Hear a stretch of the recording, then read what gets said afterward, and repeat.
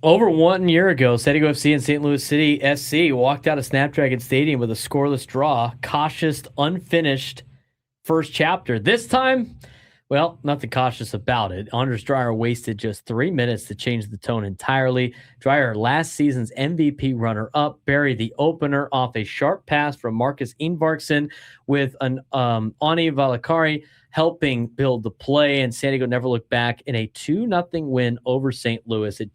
It wasn't just a win, it was control, Frank. Yeah, absolutely. San Diego FC dominated their possession.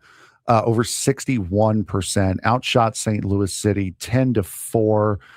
Goalkeeper Duran Ferri secured his second straight clean sheet. Ingvarsson added the insurance goal in the 54th minute, which Apple TV missed because they had a video blackout. Fun. Set up once again by Dreyer, who now has assists and goals flowing early in this season. I mentioned it on the show. Dreyer already has 4 goal contributions of the 7 goals.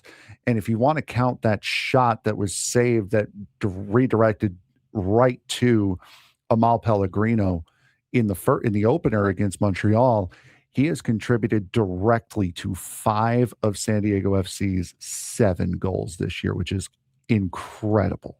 Yeah, San Diego FC dominated the possession at over 61%, outshot St. Louis 10-4, and Ferri, again, as you mentioned, second straight clean sheet. I mean, these are all numbers that are staggering and dominating, and a big reason why San Diego FC is going to be one of the favorites this season. I mean, I know they keep talking about LAFC being like the big dog to look out for in the Western Conference, and maybe they are, and maybe that sets up a big rivalry game in the future, but the way San Diego FC has been playing and the confidence they're playing with, it's the stability that they have on the field and also off the field with a lot of different guys getting contract extensions now.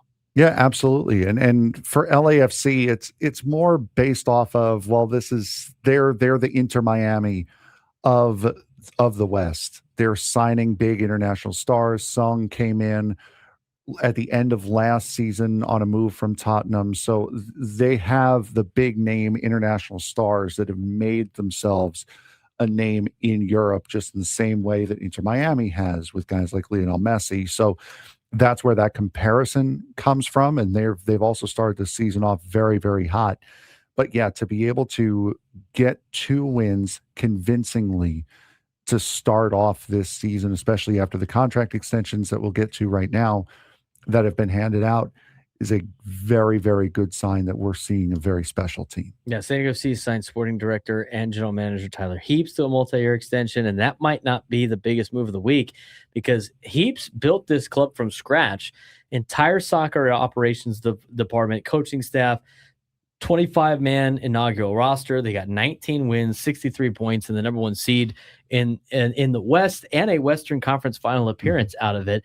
Only one other expansion team in MLS history has done that, and that is the 1998 Chicago Fire. Before San Diego, Heaps sharpened his resume at the Right to Dream, AS Monaco, and U.S. Soccer, where he was part of the 2019 Women's World Cup winning staff. He's not just a roster builder. He's a systems guy, analytics-driven, culture first. Locking him in long-term signals something important, that this club isn't thinking about surviving the MLS. They're thinking about building a dynasty model in the MLS, and a big way to do that is keeping your keeper. And yeah, and to be fair, they've already built that foundation. And as you mentioned, speaking of stability, goalkeeper Pablo Sisniega is also staying. San Diego FC re-signed him through 2027 with a club option beyond that. Now, if you remember last season's playoff run, that was Sisniega in net.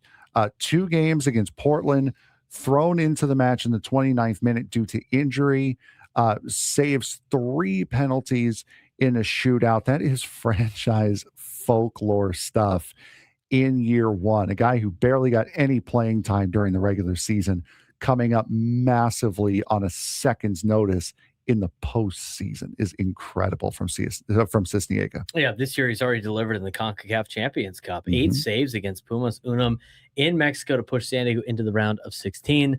That's not just depth, it's reliability. And smart clubs lock in reliability early. And that's exactly what San Diego FC did. So what's next for San Diego FC? Well, they head to face Sporting Kansas City this weekend, and then it's back home on March 11th at Snapdragon Stadium for a heavyweight CONCACAF Champions Cup showdown against back-to-back Liga MX champion in Toluca FC. And that is where things are going to get interesting. League play is one thing, but international competition sets depth, tests depth, discipline, and mentality. And so far, San Diego FC looks like they are built for it, Frank. I wouldn't necessarily say that they are built for it just yet, because that game against Pumas in Mexico, that they really didn't have too much to worry about in that game. You're up 4-1 in aggregate.